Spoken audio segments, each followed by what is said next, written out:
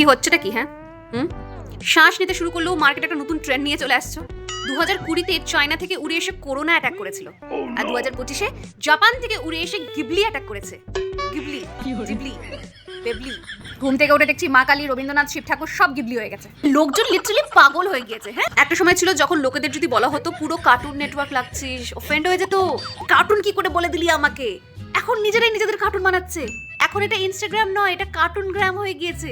ও cartoon আবার বলা যাবে, লোকজন অফেন্ড হয়ে যাবে। এই যে তুমি বয়ফ্রেন্ডের সাথে ফটো দিয়ে কার্টুন বলে বাড়িতে চালিয়ে দিচ্ছ না, আমরা কিন্তু সব জানি। পৃথিবীতে দু ধরনের পাবলিক রয়েছে, এক যারা অলরেডি গিবলি করে ফেলেছে, দুই যারা এখনো পর্যন্ত ফিগার আউটই করতে পারছে না। আমি না 3 নম্বর দলে। আমার কাছে গিবলি আছে কিন্তু আমি আপলোড করতে পারছি না। বেশ একটা পাপ বোধ ফিল হচ্ছে। আপলোড করলে কেউ যদি বলে তুমি কি গিবলির ইতিহাস জানো, এত সবে পরে আমি এআই কে পার্সোনালি রিকোয়েস্ট করতে চাই, প্লিজ ওকে কেউ তোমরা রবিবার করে আঁকার ক্লাসে ভর্তি করে দাও, কারণ ওর বেসিকটা ক্লিয়ার নেই। ছেলেকে মেয়েদের স্কার্ট পরিয়ে দিচ্ছে, মেয়েদের চাপদারি বানিয়ে দিচ্ছে, মানুষকেই উড়িয়ে দিচ্ছে।